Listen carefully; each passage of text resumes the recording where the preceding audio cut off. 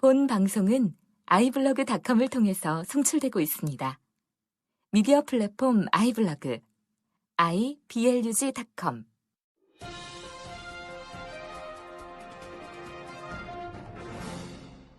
네, 청취자 여러분 안녕하십니까. 황 목사의 비밀의 제입니다. 오늘도 새로운 에피소드로 여러분 찾아뵙습니다.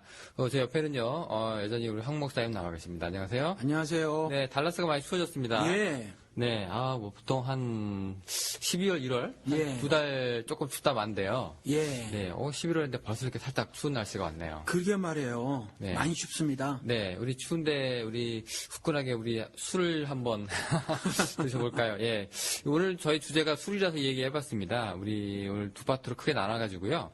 술하고 담배 얘기 전반부에 좀 다뤄보고, 예. 그다음에 우리 또 제사 문제, 그죠? 예. 예, 한국 사회에서 또 이 명절날 예. 또 고스톱이랑 또 제사 문제도 없으면 안 되는데, 예. 요 두 개 한번 술 담배랑 제사 문제 한번 가지고 얘기를 한번 해볼게요. 추울 때 말이죠.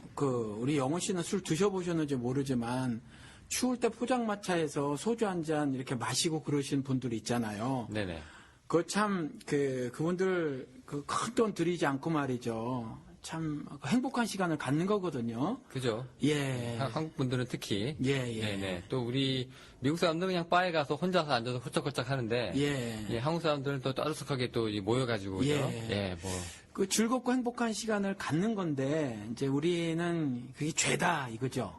네. 그렇죠. 술이랑 이제 연결된 모든 고리가. 예. 죄악시되는 상황이 좀 있는데. 예. 네. 그래가지고 우리 술이란 그 상황 면하려고 우리 군대에서나 직장 생활할 때도 네. 예, 그리스도인들이 굉장히 이제 고초를 겪습니다. 예. 특히 사단장이 주는 술을 마다했니 많이 가지고 예. 얼차려도 심하게 받고요. 네. 네, 또 회식 자리에서 이거 믿음을 지켜야 되나 그래 내 승진에는 지장이 없겠나 이러고서 동료들은 날 왕따시키지 않을까 이런 문제도 있고요. 예. 대부분 목사님들이 그냥 마시지 말고 타협하지 말라 이렇게 얘기하잖아요. 네. 예, 이게 다 죄악시하는 분위기잖아요. 네, 맞습니다. 네, 오늘 이런 얘기 좀 해보면 좀 재밌을 것 같은데요. 그러니까 여기에서 기독교인들과 또 비기독교인들 그 사이에 이제 괴리가 이렇게 존재하는 거거든요. 조금 전에 말씀드린 것처럼 즐겁고 행복한 시간을 가지시는 분들인데 이제 그게 아니면 정말 살기가 퍽퍽해서 말이죠. 힘들고 어렵고 요즘에 그렇잖아도 경기가 안 좋아서 정말 가까운 사람들끼리 시장 좌판 같은 데서 말이죠. 광장시장 그런 데서 말이죠. 네네. 그런 데서 이제 술 한잔 하시고 말이죠. 또 어떤 분들은 60이 넘으신 분들이 그런 가까운 분들하고 이제 그런 시간을 갖는 거예요. 그런데 그게 죄다 이렇게 말해버리니까. 네. 예를 들어서 성경에서 유대인을 얻고자 유대인처럼 율법 없는 자를 얻고자 율법 없는 자처럼 이렇게 행동을 해야 한다고 하나님께서 전도 전략을 이제 말씀을 해주셨는데 그냥 죄라고 딱 금을 거버리니까 이게 좀 거기에 간극이 크게 벌어져 있다라는 거죠. 그래서 사실은 술에 대해서 정말 성경에서 뭐라고 돼 있나 우리 한번 허심탄회하게 좀 얘기도 나눠보고 실제로 우리 기독교인들이 어떤 인식, 생각들 갖고 있는지를 한번 이야기를 해보자 이런 거죠. 사실 날씨가 추워지면서. 네네. 사실 제 친구들도요. 예. 난 그냥 기독교 안 가고 천주교 갈랜다라고 얘기해서 이제 물어보면은. 네. 예.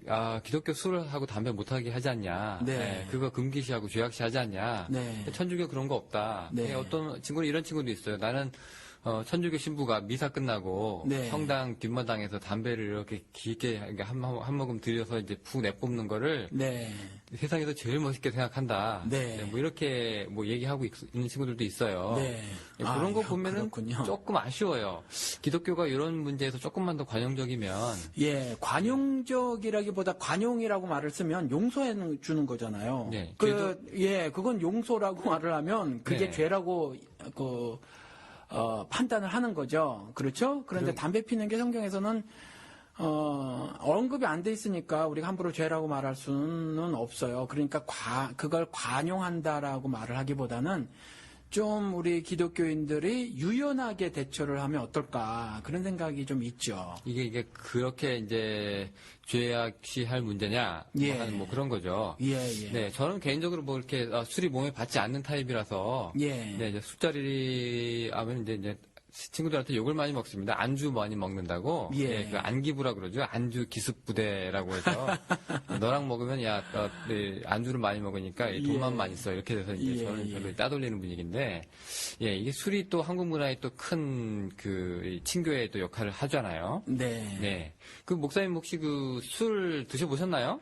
예, 저도 20대 때, 지금 저희가 50이 넘었는데, 20대 때 술을 먹었죠. 소주 잘 마셨습니다. 소주. 이전에. 그러면 이제 지금 안 드시는 얘기인데, 예. 그때 근데 끊으셨네요. 그러면 술을. 예, 저는 뭐, 어느 날 술을 잘 먹었었는데 말이죠. 뭐, 어느 날부터 그냥 마시기 싫어지고 그래서 안 마셨어요. 예. 아, 그냥 뭐 신앙적인 이유는 아니고, 그냥 마시기 싫어서.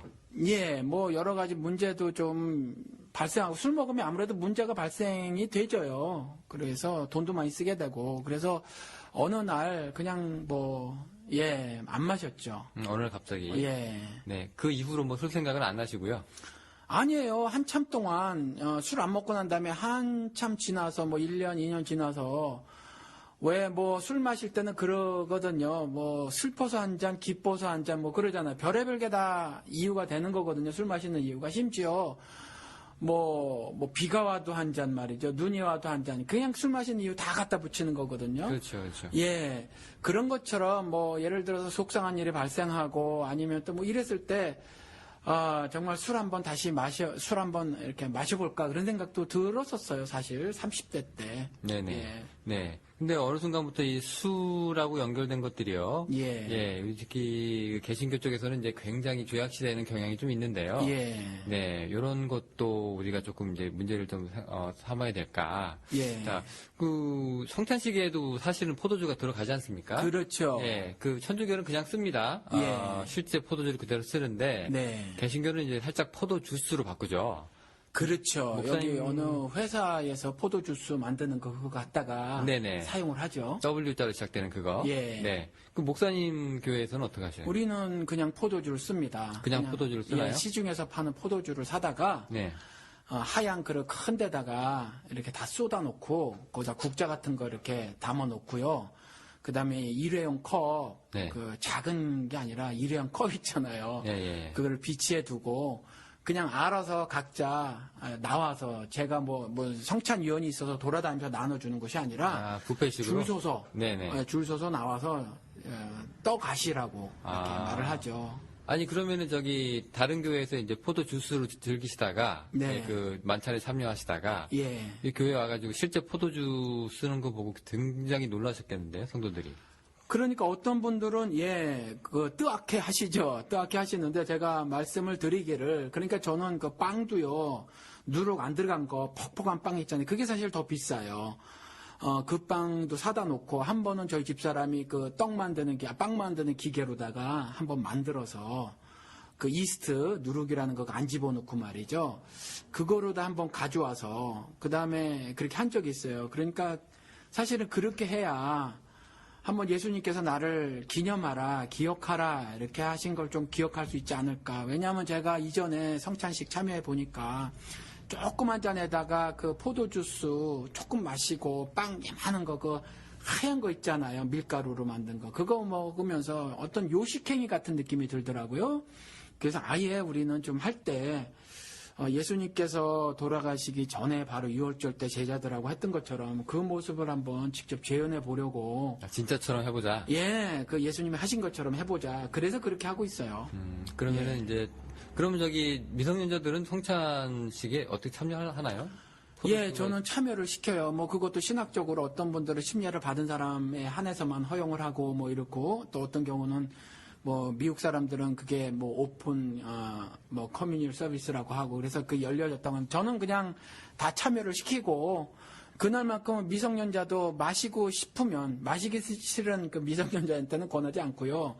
한번 정말 예수를 기억해 봐야 한다라고 해서 그 쓴 잔을 한번 들이켜라 하고 저도 자녀가 셋이 있는데 그 다 미성년자 때 그런 걸 한 번씩 경험을 시켜보고 했습니다. 그 저기 교회에서도 보통 이제 알게 모르게 이게 어떻게 보면은 개신교회라고 할지라도 교회에서는 이제 서로 이제 먹는 티를 안 내지만 또 가인의 생활로 돌아가면 또 암암이 또 하시는 분들이 있잖아요.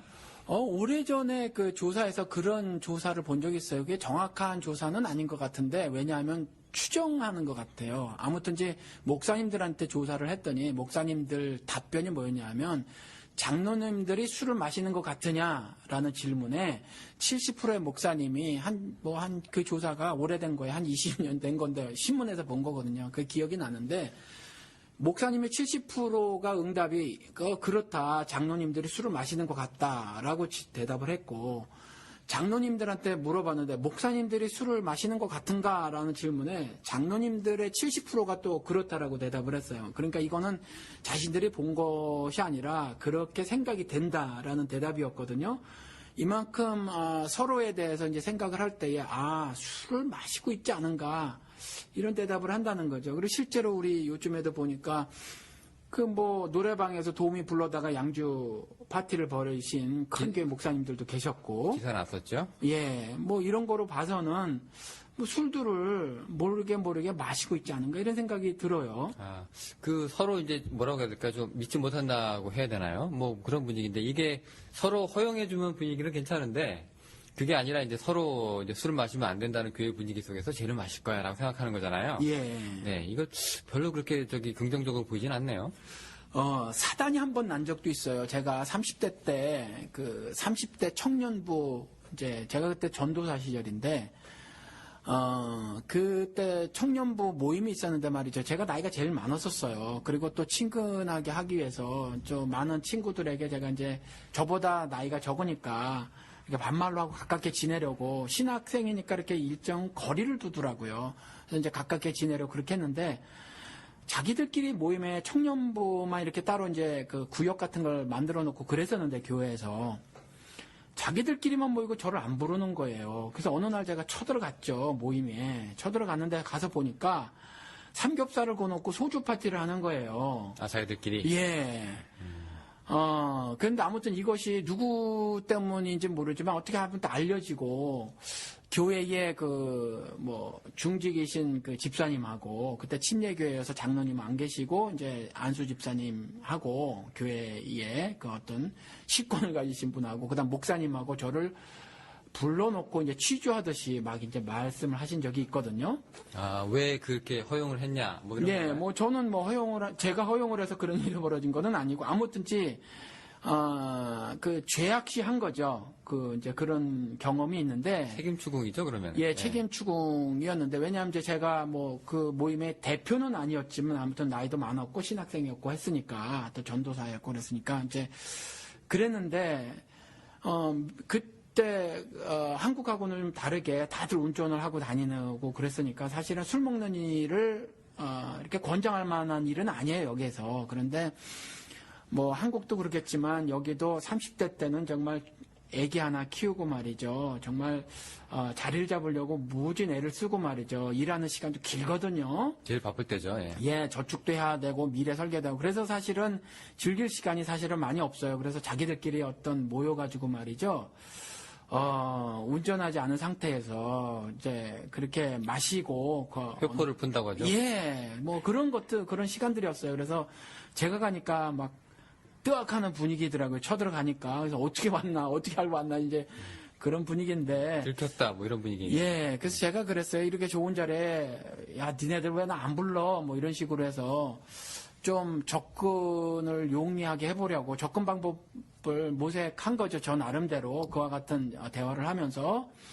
이제 그랬던 건데, 저는 사실 나쁘게 보지를 않았어요. 왜냐하면, 정말 일주일에 내내 하루에 막 10시간, 12시간씩 막 일을 하면서 말이죠. 애기 하나 키우고 그러고 살아가는데 특히 미국 같은 경우는 특별히 어디 잘 여행도 못 다니고 말이죠. 그러한 가운데서 그 정도 이제 시간을 갖는 거여서 사실은 대부분 친구들이 사실 신앙이 있지를 않았었어요. 그런데 이제 교회에서 딱 그 많은 분위기에서 자기들끼리 어떤 모임을 가졌던 거거든요, 사실. 그래서 저는 특별히 이제 나쁜 감정을 갖지 않았는데 교회에서 이제 그걸 죄악시하는 분위기여서 사실은 그 문책이 들어갔던 그런 일들이 있었어요. 그게 그 교회 모임이었습니까? 아니면은 뭐 자기들끼리? 뭐 자기들끼리 이제 교회에서 만난 젊은 청년들이었죠. 여기 한국 같은 경우는 이제 여러 가지 모임이 있을 수 있지만 미국에서는 그 일이 쉽지 않잖아요. 그래서 교회가 어떤 커뮤니티 센터 이런 뭐 라이언스 클럽이나 이런 것처럼 그런 역할도 좀 해주는데 그래서 교회에서 이제 비슷한 또래들이 만난 거예요. 만났는데 신앙은 없고 교회 처음에 이제 발을 디딘 친구들인데 아직 신앙은 자리 잡지 않은 상태에서 이제 뭐 그런 일들을 벌였는데 교회에서 이제 문책 들어가니까 이제 교회를 떠나는 친구들도 생겼고 뭐 아무튼 이런 일들이 있었어요, 과거에. 그 당시 그 30대면 전도사 시절에요. 네네. 그에 이제 어떤 분들은 이제 굉장히 혈기왕성하시잖아요. 네. 그래가지고 어떤 분들은 이제 괜히 큰 소리도 치고 여러 가지 이제 그 혈기왕성하실 때인데. 네. 그 하나님의 교회라고 모인 여기서 니들이 와서 술을 먹고 앉았냐라고 화가 안 나셨나요?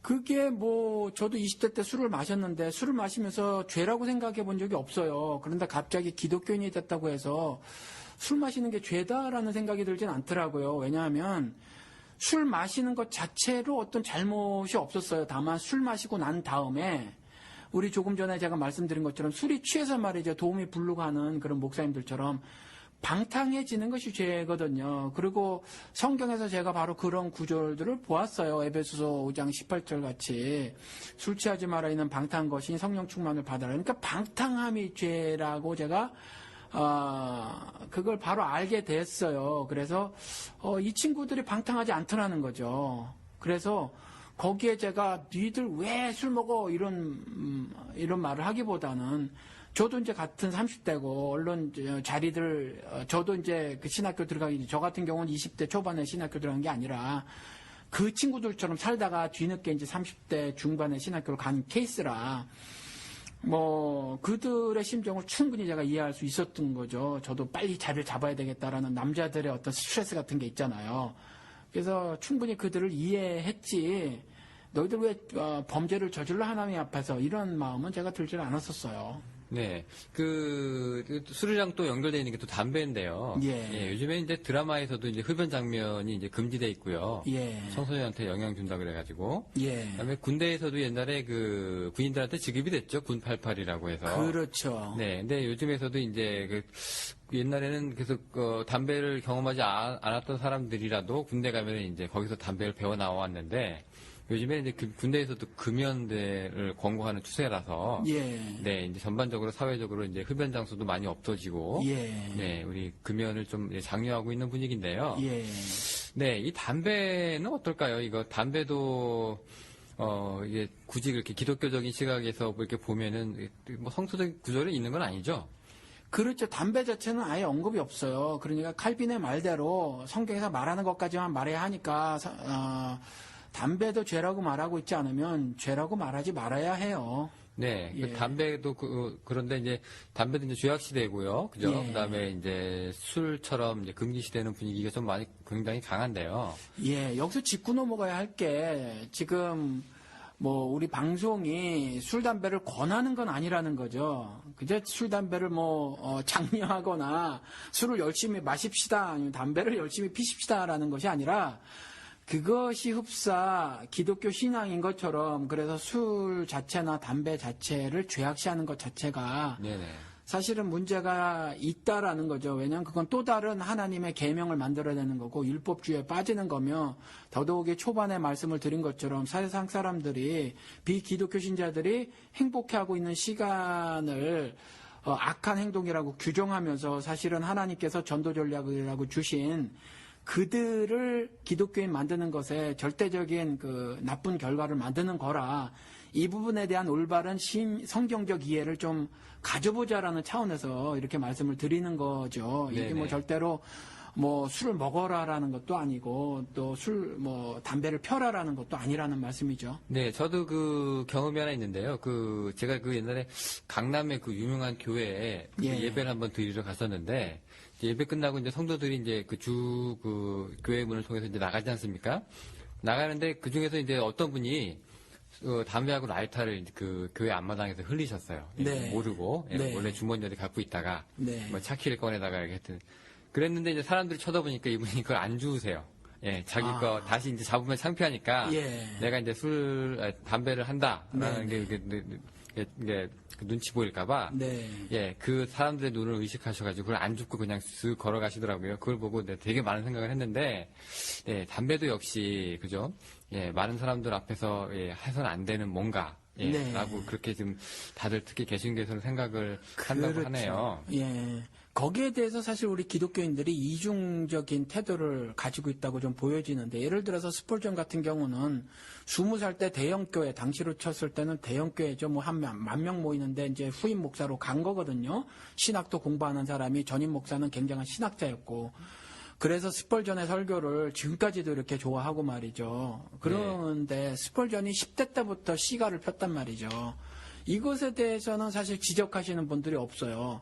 담배 피는 것을 죄악시한다면 말이죠. 스펄전의 그와 같은 행위도 죄악시해야 하는데 스펄전의 예를 들으면서 어느 목사님들이든지 간에 그 예화로 사용하면서 스펄전의 그 부분을 언급하시지도 않고 또 뭐 교인들조차 마찬가지라는 거죠. 그래서 뭐 유명하거나 뭐 훌륭한 신앙인이라고 이렇게 회자되는 사람들이 그 담배를 피는 것에 대해서는 뭐 그냥 넘어가는 분위기가 아닌가 뭐 그런 이중적인 태도가 있지 않은가라는 생각이 든다는 거죠. 사실 그 청취자분들 중에서도 지금 스펄전이 담배 폈다는 얘기 처음 들었을 거예요. 그것도 시가. 그렇죠. 독한 시가를 폈다는 영국의 거죠. 그 찰스 스펄전 목사 지금 말씀하시는 건데 아주 유명한 그 대설교가시거든요. 네. 근데 이제 그분도 담배를 이제 폈다. 는 거고. 그렇죠. 그것도 10대 때부터. 그렇죠. 16살 때부터 폈다 그래요. 네네네. 그러면 뭐, 완전히 미성년자, 그러니까 지금으로 치면 뒤통수 한 대 맞아야 될 그런 행동을 한 거죠. 한국 문화대로. 뒷골목에서 이제 교복 입고. 그렇죠. 그렇게 피는, 그런 건데, 이제 거기에 대해서 이제 말 안 하는 거죠. 이런 이중적인 태도가 있다라는 거죠. 네네. 그런 말 하겠네요. 또 우리 그 옛날 우리 미국만 해도. 남부지방에 왜 흑인들 많이 거느린 그 농장주들 있잖아요. 않습니까? 이분들 이제 목화 농사, 담배 농사도 하셨거든요. 그러면서도 교회 가서는 이제 담배는 반대하는데, 그러면서도 또 자기는 또 담배 농사를 하고. 그렇죠. 이거 참 웃기는 얘기입니다, 이게. 그러니까 뭐 여기서 또 그런 것도 있어요. 예를 들어서 대형마켓 대형마켓 그 주인이라고 해야 되나요? 회장님, 사장님, 아무튼지 소유한 사람들. 그 대형마켓에서는 다 맥주 같은 걸 판단 말이죠. 그건 아무 소리 안 하는데 작은 그 컨비니언스 스토어 있잖아요. 뭐 마트라가 한국으로 치면 하이마트 뭐 이런 거. 그건 또 뭐라고 하신단 말이죠. 그렇죠. 그러니까 이것도 사실 이중적인 태도거든요. 그러니까 그 큰 슈퍼마켓에서는 담배도 다 팔고 술도 다 팔아요. 근데 기독교인이 그런 거 할 수 있느냐 그런 소리 안 하는데 작은 맥주 파는 그런 업소는 기독교인이 그거 하면 안 된다. 이렇게 말을 한단 말이죠. 그렇죠. 그러면서도 아까 목사님 말씀하신 것처럼 우리 장로는 담배 필 거야. 우리 목사는 술 마실 거야. 그렇죠. 뭐 이러는 거잖아요. 이게 뭐라고 해야 될까요? 이게 그 커튼으로 서로 이제 치고서는 이게 있는데 커튼 너머에서 쟤 저럴 거다라고 이제 다 상상하고 있는 그런 느낌이 나네요. 근데 지금 현직 목회자 입장이신데요. 교인이 나 술하고 담배 합니다라고 떳떳하게 목사님한테 딱 밝힌다. 이게 좀 당황스럽지 않으세요?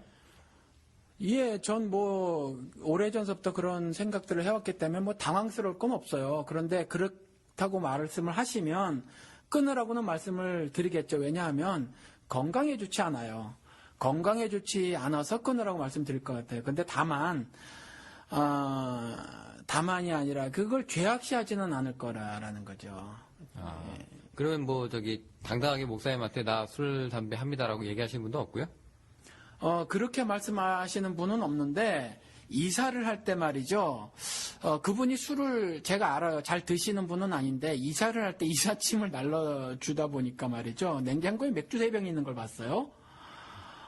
맥주 3병이 있는 걸 봤는데, 전혀 제 앞에서는 꺼림칙해 하거나 하시지 않더라고요. 그리고 그분은 지금도 우리 교인이신데 제가 담배를 피는 걸 알아요. 그리고 그분도 제 앞에서는 피지는 않지만 담배 피는 것을 감추지는 않습니다. 그분도.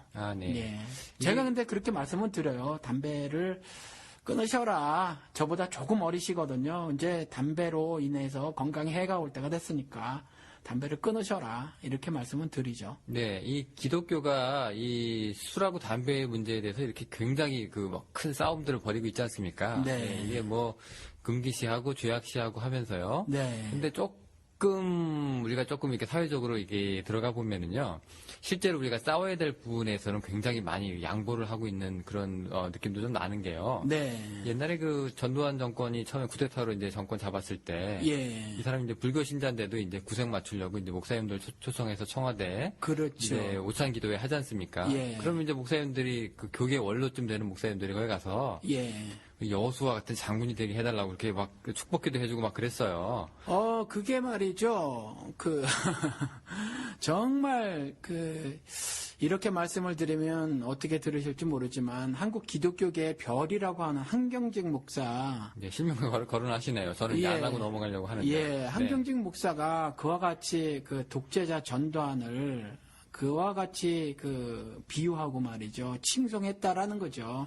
무려 자국민 미국 의회 보고서에 의하면 2,300명, 한국으로 치면 700여 명을 죽이고 자국민에게 총불을 들이댄 사람을 그와 같이 비유해가면서 그랬다라는 거죠. 그러니까 사실은 이와 같은 좀 더 큰 부분에 있어서 우리가 좀 문제를 삼아야 해요, 사실은. 네. 근데 이제 그런 부분에서는 이제 슬쩍 넘어가고 그렇죠. 오히려 이제 축복하고 예. 교회 가서는 이제 술 담배랑은 그렇게 지독하게 싸움을 벌여왔다. 예. 요거 좀 이중적이라서 예. 물론 저희가 이제 술 담배를 적극 권고하는 방송은 아니지만은 네. 뭐 아무래도 좀 지적할 부분은 좀 지적하고 그죠. 예.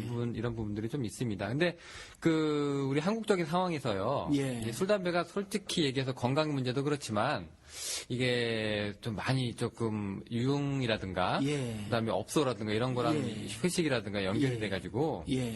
굉장히 안 좋은 부분이 분명히 있긴 합니다. 문제가 많아요. 네, 꼭 이게 회식 생활이 곧 회사 생활이라 그러고 예. 이거를 이제 버텨나가지 못하면 예. 뭐 이제 사회생활 못하는 사람으로 예. 뭐 낙인 찍고요. 예. 네, 뭐 특히 뭐 우리가 잘 알려진 대로 기자들도 그렇고 예. 그다음에 무슨 뭐 어떤 회사는 신입사원이 얼마나 이제 회사에 대한 충성심이 있는지 알아보기 위해서 예. 밤새도록 술 먹인 다음에 예. 다음날 아침에 제 시간에 출근하는지로 그 사람의 예. 뭐 근무 태도를 본다거나 예.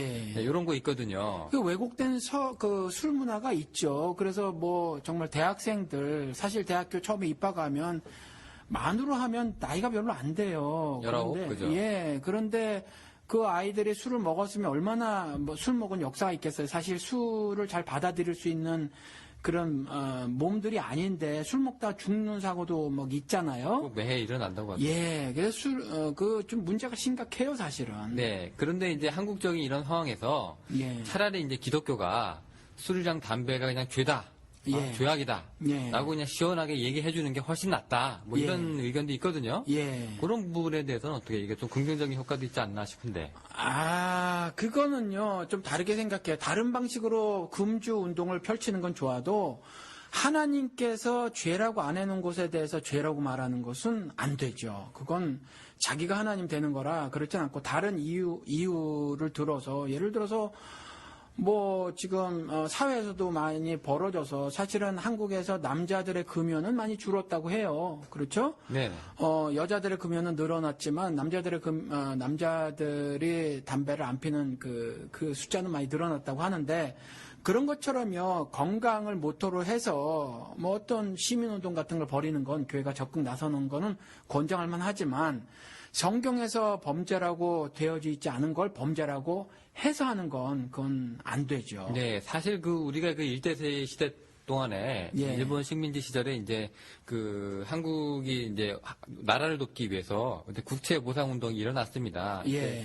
평양 기생들이 뭐 비녀법 팔아가지고서는 이제 뭐 나라에다가 이제 헌납하기도 하고요. 네. 기독교계에서 이제 금연하고 금지 운동 벌여서 우리 네. 그 돈으로 나라 돕자 뭐 이런 뭐 자랑스러운 운동이 좀 일어나긴 했었거든요. 네네. 근데 이게 이제 그런 단계를 넘어서서 이제 교리화되거나 이제 뭐 율법화되는 거 부분은 좀 문제가 있다는 말씀이시죠? 그렇죠. 그렇게 진행이 되면 결국 사람들 사이에 사람들을 이렇게 갈라놓는 일을 아무래도 벌이게 되지 않을까 그런 생각이 든다라는 거죠. 그래서 조금 전에 처음에 말씀드린 것처럼 정말 세상에서 빛과 소금의 역할을 하며 살아가는 것이 기독교인이어야 하고 말이죠.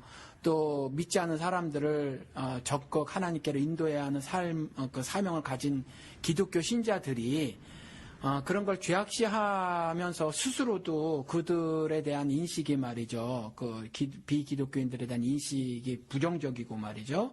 그래서 그들에게 접근하는 그런 것들을 스스로 차단해 버리는 그러한 결과를 초래할 수 있다는 거죠. 그래서 그런 새로운 율법화하는 거, 율법주의자가 되는 건 사실은 바람직하지 않아요. 네. 보통 이제 술, 담배에 대해서 이제 왜 술, 담배를 하지 말라고 합니까? 라고 이제 물어보면은 이제 보통 이제 이렇게 대답을 합니다. 네 몸이 하나님의 성전이라고 했는데 네. 왜 그 거룩하게 지키지 않고 네. 안 좋게 더럽히냐? 네. 뭐 이렇게 네. 말씀하시거든요. 네. 그럼 이거는 거기에 해당할 수 있는 그런 구절인가요? 아니 그 구절은 그 해석을 잘못하고 있는 거예요. 물론 그렇게 해석을 해도 그 건강에 나쁜 거니까 술이 그렇게 해석해도 그렇게 나쁘게 쓰는 거는 아니에요. 그런데 그 구절은 너희 몸이 성전인 줄 알지 못하느냐라고 했을 때 너희 몸은 복수로서 교회를 말하고 있는 거예요. 구약시대 때도 성막을 덮는 구름, 그리고 불기둥, 구름 기둥으로 인도한 것이 그 텐트가 아니라는 거죠. 성막이라는 텐트가 아니라 이스라엘이라는 거예요. 그래서 그 성막이 상징하고 있는 거는 이스라엘 하나님의 선택된 구원받은 백성 그 이스라엘을 말하고 있는 거고 그것이 신약 시대의 교회를 말하고 있는 거고요. 나중에 회복될 새 예루살렘 그걸 말하고 있는 거거든요. 그래서 그건 올바른 성경 해석은 아니에요. 너희 몸이 거룩한 성전인지 알지 못하느냐 해서 너희 몸을 우리 개인의 그 신체 이렇게 말하는 건 사실은 바른 해석은 아닙니다. 네, 이게 복수 개념이라서 이제 교회 공동체를 얘기한다면 그렇죠. 네네. 네. 우리 성서 사례를 네. 술 담배 한번 그러면 이게 그 구절이 아니라면 예. 그럼 이제 실제 성서 사례를 좀 한번 들어보고 싶은데요. 네. 네, 뭐부터 우리가 한번 알아볼까요? 나시린부터 해볼까요? 어떻게 해볼까요? 나시린도 나시린인데 먼저 그 술에 대해서 이스라엘 사람들은 하나님께서 선택했다고 하는 그 이스라엘 사람들은요 죄악시하지 않고 술을 마셨어요. 사실 술을 마셨고 성경의 구약을 통해서 보면 수십 군데에서 술을 마셨음을 보여주고 있고요. 또 그곳에 대해서 하나님이 아무런 말씀을 하지 않으셨어요. 그러니까 죄악인데도 불구하고 하나님이 아무 말씀 안 하셨다는 것이 아니라 그냥 포도주를 마시는 것으로 되어 있었다라는 거죠. 그래서 신명기 같은 경우 보면 11조 규례를 주시는 이제 여러 구절 중에 하나인데 신명기 14장에 가서 보면 그 11조를 드리고 11조를 드려진 것 예를 들어서 곡식이나 포도주 또 그다음에 고기의 기름 같은 경우 이걸 먹으라고 그러거든요. 근데 어디서 먹으라고 하냐면 하나님의 자신의 이름을 두시려고 택하신 곳에서 그러니까 민수기 보면 대충 20세 이상 싸움에 나갈 자가 한 60만 정도로 셌잖아요. 그러니까 그 싸움에 나가지 않는 자까지 포함하면 어떤 분들은 한 성경학자들은 한 200만 이스라엘이라고 하는데 200만이라고 하면 지금으로 쳐도 작은 도시가 아니란 말이죠. 그러면 그 하나님 앞으로 나올 때 하나님의 택하신 곳에 그들이 나와서 재물을 가지고 나와서 회개를 해야 되는데 오다가 재물 지금처럼 버스나 택시를 타고 오는 것도 아니고 재물이 죽을 수도 있고 말이죠. 무겁고 그러단 말이죠. 그러면 그 택하신 곳에서 이제 그 11조로 가져온 곡식 포도주 또 고기의 기름 같은 거 그런 걸 먹는데 우양에 처음 난 것도 먹고 이렇게 같이 즐기는데 말이죠. 택하신 곳이 너무 멀면 또 어떻게 하느냐 이렇게 구절이 나온단 말이죠. 그 신명기 14장에 가서 보면 그래서 하나님이 주신 그 풍부히 주신 것을 가져갈 수 없으면 어떻게 하느냐라고 했었을 때 이렇게 또 말씀하신다는 거죠. 그걸 돈으로 바꿔라. 그리고 하나님 택하신 곳에 가서 그 돈으로 다시 사라.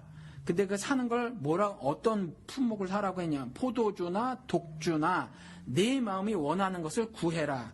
그리고 그것을 하나님 여호와 앞에서 너와 내 권속, 즉 패밀리, 가족, 그 다음에 이 권속은요, 그 말씀 여러분들 다 아시겠지만 내 직계 가족뿐만이 아니라 그때 그 같이 있었던 예를 들어서 노비를 포함한 모든 사람들을 말하는 거거든요. 그러니까 그 권속과 같이 함께 하나님 여호와 앞에서 먹고 즐거워해라 이렇게 기록을 하고 있단 말이죠. 그러면 그 쉽게 얘기하면은 예. 그 지리적인 문제가 있어가지고 예. 그게 이제 힘들어지면 예. 너 그냥 그 돈으로 예. 너 원하는 곳에서 예, 예. 너 친족들이랑 같이 너 예. 먹고 싶은 거 사라. 예. 먹어라. 그 얘기죠. 거기에 이제 포도주와 독주까지 들어가 있다라는 거죠.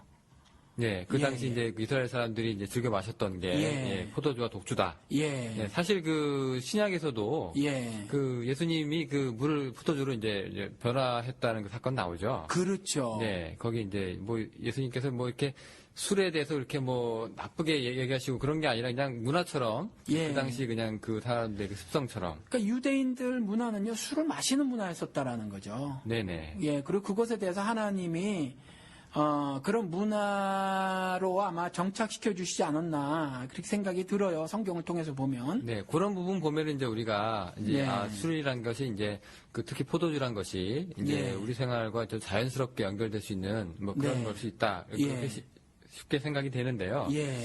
우리 나시린 얘기를 읽으면은 먹기가 조금 찝찝한 게요. 예. 이 나시린 얘기 한번 해주시죠. 나시린이 뭐죠? 나시린은 당시에 이제 성막 봉사를 맡은 자들이 나시린이에요. 그래서 한나가 그 아들 사무엘 삭도를 되지 않겠다 한 그것도 이제 성막 봉사를 시키겠다. 하나님 아들 주시면 이제 그 얘기인데 그 사람들은 이제 독주를 포함해서 포도주도 마시지 말라 그랬거든요.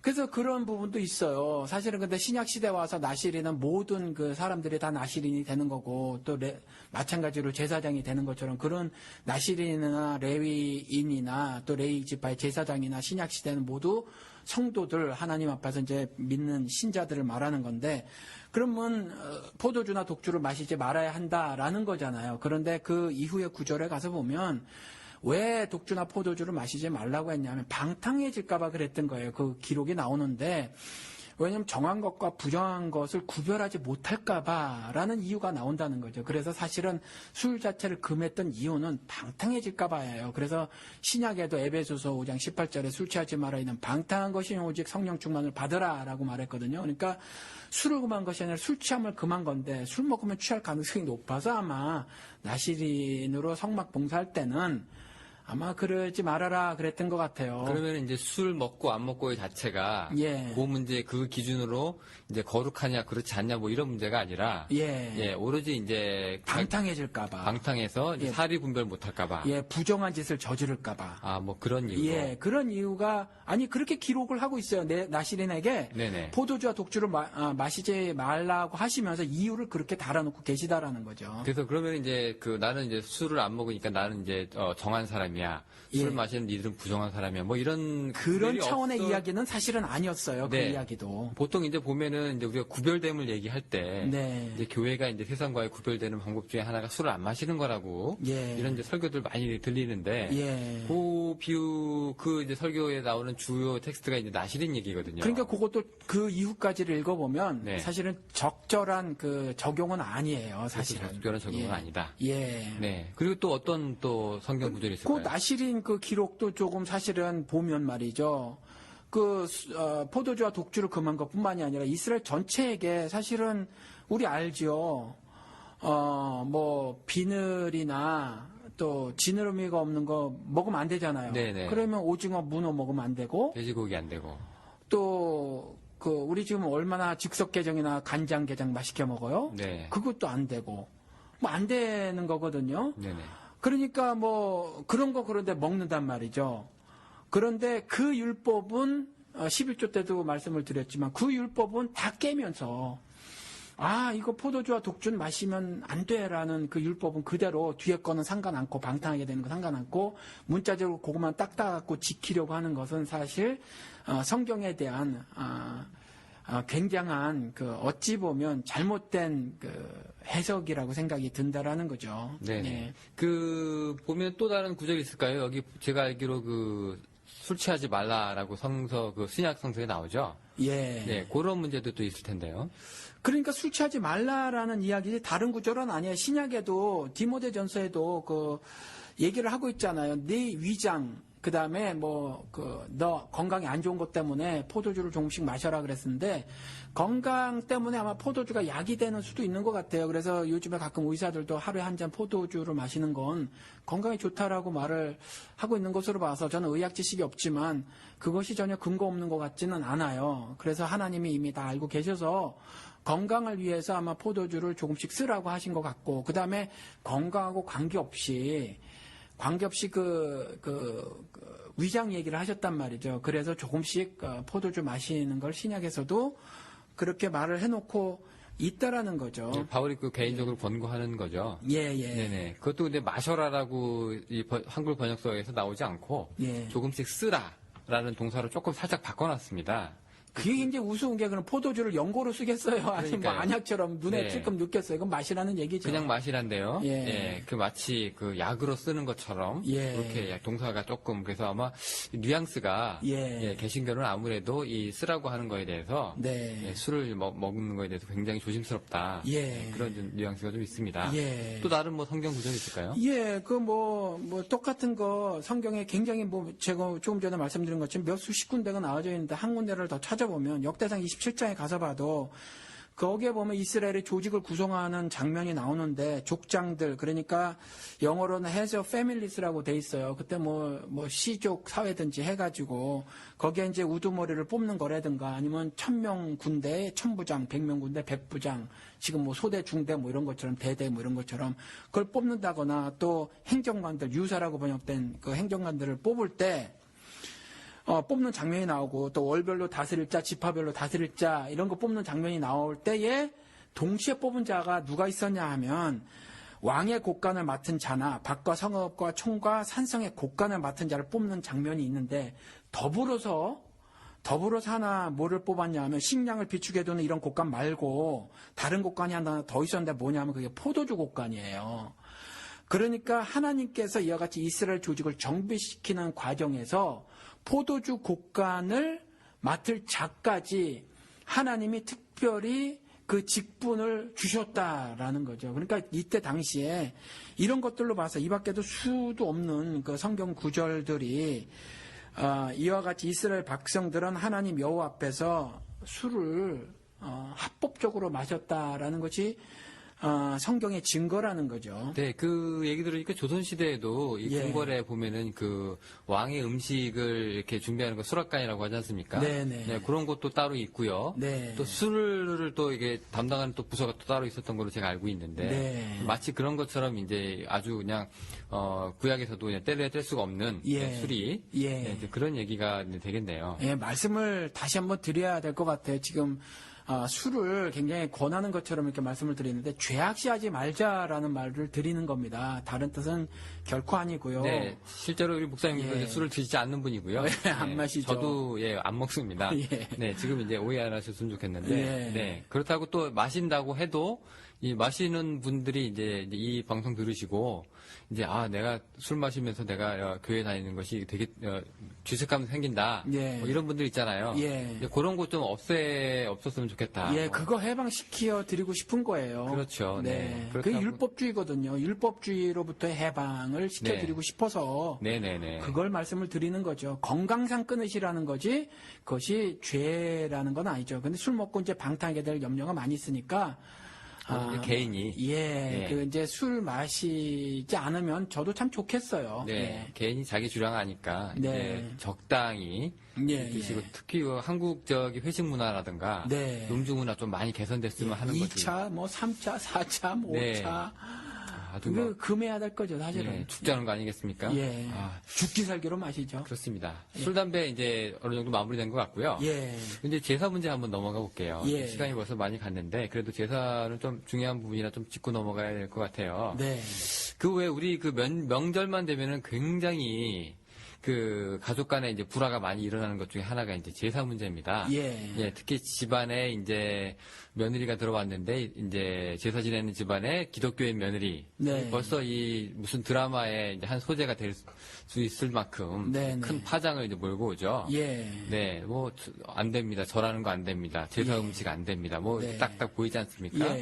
그리고 또 장손이 난 그거 못 합니다. 라고 이제 하게 되면 또 그 집안도 이제 굉장히 이제 폭파가 예, 좀 예. 일어나는데요. 그렇죠. 지금 목사님은 어떠세요? 개인적으로 이렇게 제사를 이제 지내시거나 네. 뭐 드려본 적이 있으신가요? 저는 이전에는 저희 할아버님이나 아버님이 전부 다 장손이셔서 제사를 계속 드렸어요, 사실. 근데 제가 미국에 오고 나서는 제사를 안 드리죠. 그런데 뭐 제사 자체를 거부해서 안 드리는 것이 아니라 뭐 특별히 드릴 일이 없어서 안 드리는 거예요. 그런데 제가 월남을 왔다 갔다 하면서 한국에 잠깐 들릴 때는 이제 겨울 같은 때 뭐 설날 때라든가 이럴 때 이제 저희 큰형님 댁에 방문을 하면 이렇게 차례 라는 거 이런 거 드리고 할 때가 있어요. 또 어떨 때 여름 때 저희 부모님 기일 같은 거 하면 이제 드리고 하는데 그때 저는 제사에 참여를 합니다. 그 절도 하시고요. 절도 하죠. 절도 하시고. 네. 그 보통 그 목사님들이 이제 그 절하지 말라고 하시고 예. 또 그런 분위기인데 이제 실제로 목사님이 그 절을 하시면 그 집안에서도 굉장히 뭐 반기는 분위기겠어요. 아니 뭐 반기고 안 반기고 그런 거 없이 그냥 당연한 거로 그냥 받아들여요. 예. 그런데 질문은 하더라고요. 뭐 넌 뭐 목사가 왜 뭐 절해도 되냐? 뭐 그러는 거냐? 뭐 그렇죠. 이렇게 네. 물어보는데 뭐 전혀 상관이 없다 내 신앙에 이렇게 답변을 드리죠. 그럼 예. 뭐 어떻게 보시면 그 집안의 화목을 위해서 그렇게 희생을 좀 하시는 겁니까? 아니요, 아니면 집안의 화목을 위해서 그런 뭐 대의명분을 갖고 하는 것이 아니라 신앙적으로 전혀 문제가 되지 않기 때문에 하는 거예요. 네. 그 보통 보면은요. 네. 이제 많은 교회들이 이 제사 문제나 차례 지낼 때 네. 이거 우상 섬기지 말라라는 10계명 가지고 이제 여기다 적용을 시키거든요. 그렇죠. 절하지 말라 했는데 예. 절했다 이거예요. 예.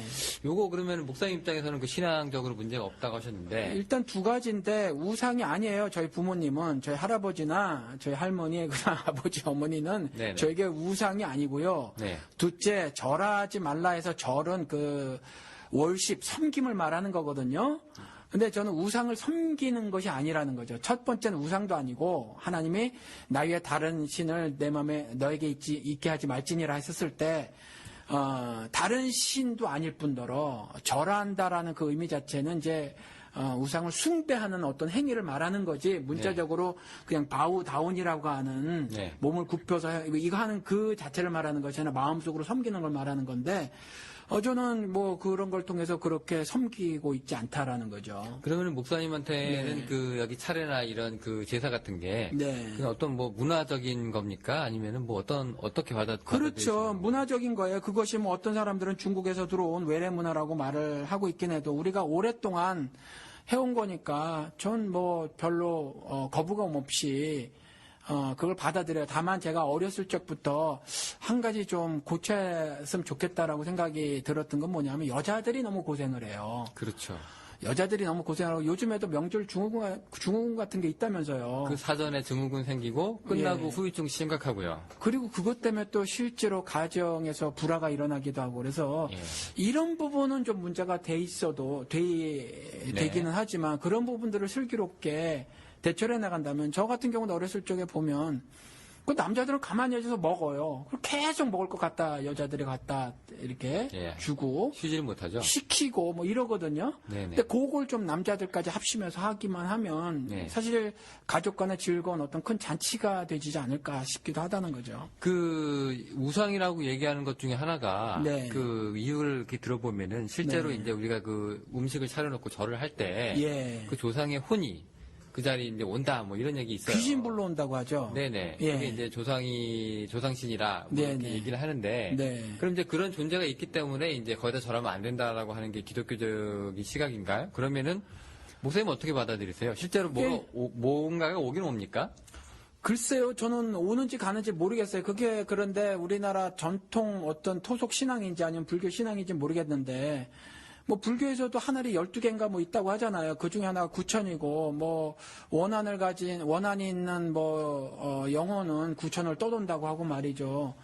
또 영혼과 귀신을 혼용해서 쓰고 또 그 귀신을 불러온다고 뭐 이렇게 말을 하는데 이건 기독교적인 생각은 아니에요. 기독교적인 생각은 아니고 또 하나 추도 예배를 드린다고 했을 때는 영혼이라고 하고 제사를 드릴 때는 또 귀신이라고 이렇게 네. 신학적인 어떤 그 단정들을 짓는단 말이죠. 네. 그래서 이런 것들은 사실 심각한 기독교에서 보이는 어떤 잘못된 해석들이다 이렇게 생각이 들어요. 네, 그 추도 예배 얘기가 좀 나왔으니까 말인데요. 네. 이게 추도 예배 자체가 이게 성서적인 건 아니잖아요. 이게 죽은 사람을 위해서 우리가 뭐가 할 수 있다는 것이 예. 그게 뭐 그렇게 매년 그 사람을 뭐 기념을 해가지고 뭔가 한다는 것 자체가 예. 그죠 그렇게 성서적인 건 아니잖아요.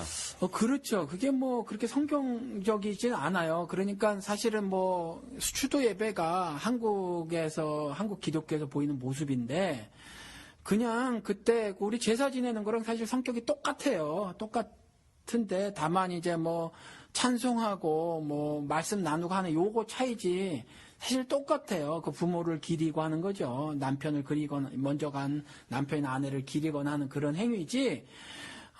뭐 사실 제사 때나 차례 때도 똑같은 거거든요. 뭐 귀신 불러와서 뭐 귀신에게 절하고 귀신을 뭐 찬양하고 경배하고 그 귀신을 내 우상으로 섬기고 하는 일은 아니거든요. 그래서 사실은 성격적으로 뭐 우리 교인들이 하는 추도 예배나 차례나 제사나 전 동일하다고 봅니다. 보통 그 추도 예배가요. 네. 이제 기독교에서 이제 제사는 지내게 못하고 네. 그렇다고 이제 아무것도 안 하자니 좀 그렇고 예. 어느 정도 이게 타협안을 찾아가지고 하는 거잖아요. 그래서 만들어진 거예요, 추도 예배가 사실. 네. 그래서 이제 기독교적인 것도 아니고 그나마 한 발씩 양보해서 이제 만들어지는 건데 네. 이제 가족끼리 모여가지고 이제 고인 뭐 회상 좀 하고 네. 뭐 간단하게 이제 뭐 말씀 한 5분 정도 예. 뭐 보통 그러고 이제 끝나는 경우가 이제 대부분이었는데요. 예. 최근에 보니까 그 박정희 전 대통령 추도 예배까지 등장을 했습니다. 예. 이게 그 제사 이게 보니까 지금 종교적으로 이게 초월해서 예. 거의 뭐 신격화된 것처럼 그렇게 돼 있는데 그거는 진짜 박정희 우상화죠. 그게 바로 그 우상숭배예요, 그거는. 이게 진짜. 지금 이제 기독교에만 국한된 게 아니라 뭐 불교는 불교 입장에서 또 그렇게 드리고요. 예. 또 박정희 목사님들은 또 이렇게 추도 예배 형식으로 또 드리고 예. 이게 어떤 면에서 우상일까요? 그러니까 그 박정희를 거의 신격화했단 말이죠. 그래서 그게 우상이고요. 뭐 반신 반인이라는 말도 등장했잖아요. 사실 반은 신이고 반은 인간이다. 혹은 그의 독재가 하나님의 독재와 하나님도 그와 같이 독재를 했다고 하면서 하나님의 신적 사역으로까지 어떤 승화를 시키고 말이죠. 네네. 또 뭐 한국을 가난해서 구제해낸 그 어떤 영웅이다라고 하면서 그 역사를 그 생산 다중 시각으로 보지 않고 한 지도자의 절대적인 일로 그렇게 만들어냈고 말이죠. 근데 그건 뭐 아시지만 뭐 그 새마을운동으로 인해서 농촌이 잘 살게 됐다라는 건 거짓말이잖아요. 왜냐하면 그 시골에서 청년들이 다 빠져나가고 노인들만 남아 있잖아요. 그러니까 뭐 그러한 그 거짓으로 우상화한 거죠. 네. 그러면은 이제 이 추도 예배가 그나마 뭐 이렇게 성서적인 근거도 별로 없는 것인데 예. 이제 이렇게 자기가 이제 좋아하는 정치인이라든가 네. 뭐 보면 뭐 엘비스 프레슬리도 미국에서 그 기일 되면 많이 사람들이 꼭 갖다 놓고 하잖아요. 네. 뭐 이런 수준인가요? 그러면 이게 좀 더 심각한가요?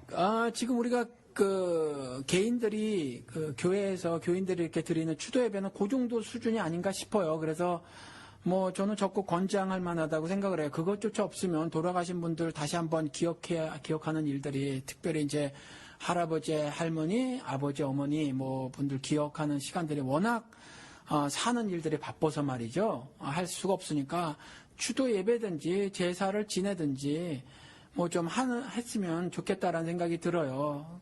예. 네, 보면은 근데 제사 지낼 때 조금 이제 복잡하게 들어가면은요. 예. 저도 여기 제가 또 장손입니다. 그래서 어렸을 때부터 그걸 좀 많이 봤는데. 네. 이게 보면 보통 이제 자기 할머니, 할아버지까지는 이제 기억이 나는데. 네. 그 위에까지 이제 같이 제사를 또 모셔야 되는 그런 부분들이 또 있어요. 예.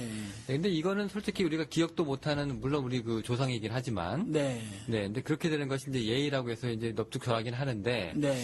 이것도 뭐 그렇게 큰 의미가 없을 듯 하고요. 예. 그러니까 제사에서 개선할 부분은 있지만 제사 자체가 뭐 비성경적이다, 비신앙적이다, 이건 아니라는 거죠. 네네. 그러면 이제 우리 이런 얘기를 좀 이렇게 들어볼 수가 있겠는데요. 예를 들어서 이제 우리 제사하고 차례를 지내는 그런 집안에 네. 들어간 이제 기독교인 며느리, 네. 혹은 이제 새로 신앙을 갖게 된 이제 기독교인 장남. 네. 자, 있다. 그러면 이제 그 제사 차리는 집안에서 이 기독교인이 들어갔을 때 그 기독교인의 역할이라고 해야 될까요? 네.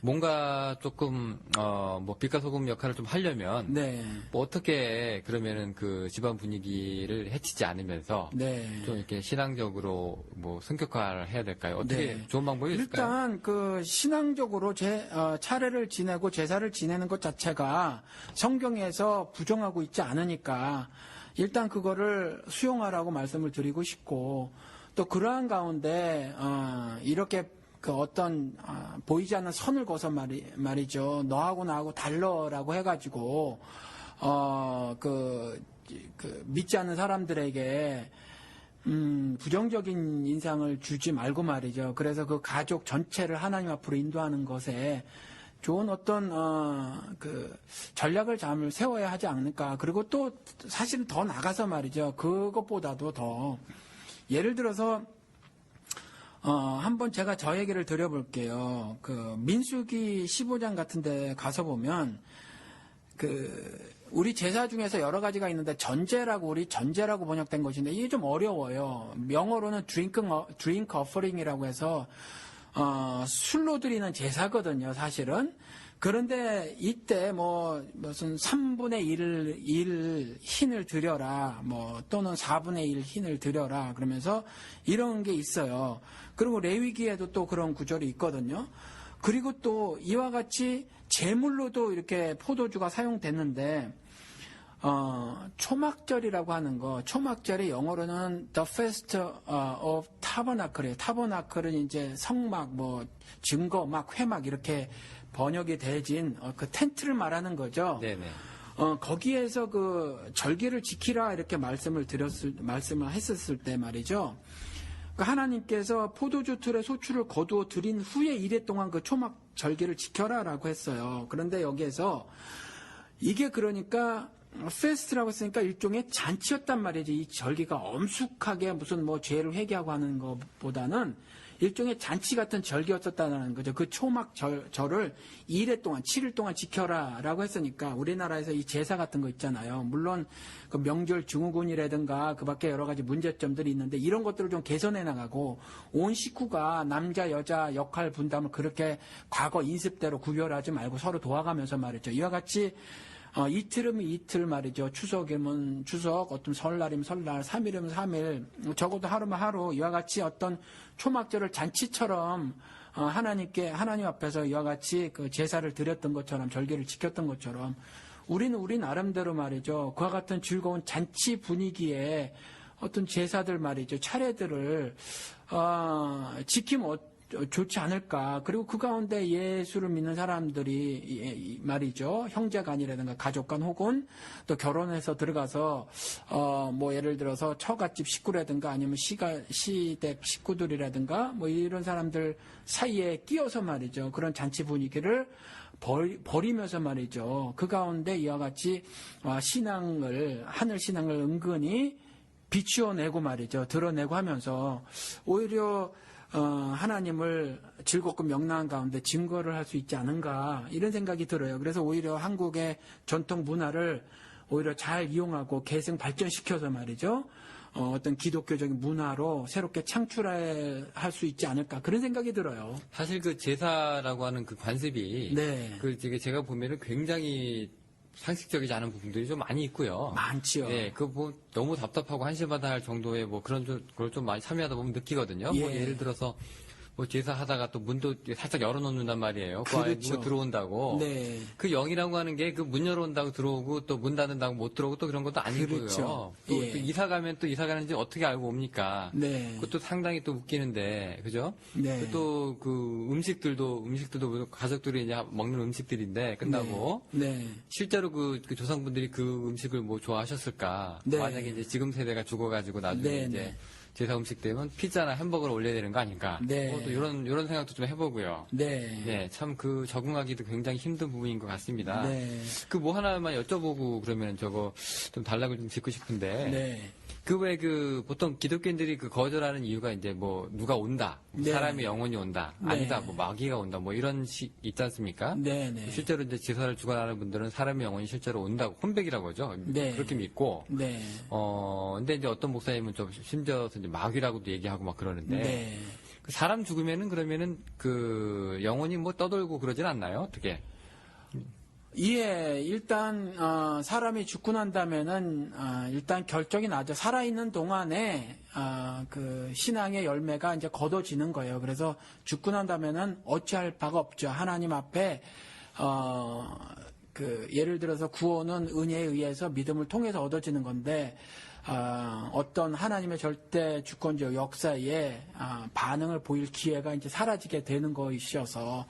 성경적으로는 이제 결정이 나버리는 거예요. 그래서 그 이후에 뭐 진혼제 이번에 WCC 그 회의 때 그 모임 때도 약간 그런 비슷한 뭐 진혼제를 드린 건 아니지만 용의 모습을 갖고 징을 치면서 우리나라 전통적으로 했던 그 진혼제라든가 아니면 이런 비슷한 행동을 했는데 뭐 그렇다고 그 혼이 불러지거나 하는 거는 사실은 아니라는 거죠. 그 혼을 다시 부를 수 있다면 옛날에 가톨릭에서는 그런 교리들을 만들었지만 비성경적이에요. 그래서 지금 내가 뭐 영혼을 불러서 같이 뭐 대화를 나눈다거나 무당들이 하듯이 뭐 그런 거는 아니라는 거죠. 뭐 강심술사라든가 예. 뭐 그런 부분은 아니고 예. 그냥 우리는 그냥 그리스도인들은 그냥 예. 문화다. 예. 관습이지만 그럼에도 이제 많이 우리가 고쳐 나가야 할 부분들이 있는 예. 그런 문화다. 네. 가족끼리 잘 이제 회의하셔가지고 네. 합리적인 차원에서 이제 다툼 없이. 그렇죠. 사실 그 명절이 좋은 게 이제 가족들을 보러 가는 건데요. 그렇죠. 네, 요 신앙적인 것 끼어들고 서로 이제 가치관으로 싸우다 보면은 네. 이거 굉장히 그 힘들어지는 나날이거든요. 예, 뭐 아시겠지만 제사 음식이 그 1년 중 먹는 음식 중에 가장 화려하고 풍성해요. 옛날에 또 먹고 살기 힘든 시절에 억지로라도 해가지고 말이죠. 물론 이제 지나치게 그 빚을 져가면서 하는 것들이 문제가 발생되긴 했지만 그 정말 1년 중에 한 번 뭐 풍성한 음식을 먹을 수 있는 날이거든요. 뭐 우리 성경에서도 그 11조 음식 조금 전에 말씀을 드렸는지 모르겠지만 뭐 갖고 온 거 우리들이 말씀을 드렸군요. 그 다 이스라엘 백성들이 먹었던 거거든요. 하나님 앞에 드린다고 하지만 실제로는 하나님의 뭐 배고프셔서 드시는 것도 아니고 그 재물 가져온 모든 그 제사장을 비롯한 일반 그 하나님 백성들이 다 먹었던 거거든요. 똑같아요. 제사를 지내면서 정말 뭐 할아버지, 할머니, 아버지, 어머니 귀신이어서 먹을 거라고는 아무도 안 믿어요. 그리고 분명히 자기들이 나눠 먹거든요. 그러니까 그걸 조금 전에 말씀드린 것처럼 초막절을 즐겁게 7일 동안에, 1회 동안에 즐겼던 것처럼 가족 간의 건전한 그 어떤 한 문화로 특별히 기독교인들이 더 적극적으로 창출해 가면서 말이죠. 가족 간의 풍성한 음식, 하나님이 주신 거니까 하나님이 풍부히 주신 것이라고 성경이 기록을 하고 있으니까 그것들을 먹고 즐겨라. 권소까지라도 즐겨라라고 말했으니까 오히려 이제 그럴 때에 이 모든 음식이 여호와께로부터라라는 그런 신앙들을 좀 나누고 하는 그런 즐거운 어떤 잔치 같은 거로 계속 발전시키면 어떨까 그런 생각이 든다라는 거죠. 네네 말씀 감사합니다. 예. 보통 보면은 우리가 그 음식이 등장한다는 것 자체가 이렇게 뭐 귀신하고 이렇게 상관이 있는 건 같지는 않고요. 예, 전혀 그렇지 않아요. 우리가 이제 잘 먹고 그렇죠. 같이 이제 좋은 시간 갖자는 그런 건데. 네, 이건 이제 너무 이제 심각하게 고지고대로 이제 곡해하고 오해해서 분란이나 다툼이 좀 많이 안 생겼으면 좋겠습니다. 예, 그게 이제 우리나라 신앙이나 신학은 미국 거거든요. 사실 많은 부분이. 그래서 저는 개인적으로 사대주의 신학, 사대주의 신앙이라고 이제 말을 하는데 이게 미국에서 1900년대 초에 근본주의가 발생하고 발흥하고 이것이 확대됐단 말이죠. 이 근본주의자들이 이제 그 말씀을 문자적으로 막 해석해 된 그런 어떤 부분들이 있었거든요.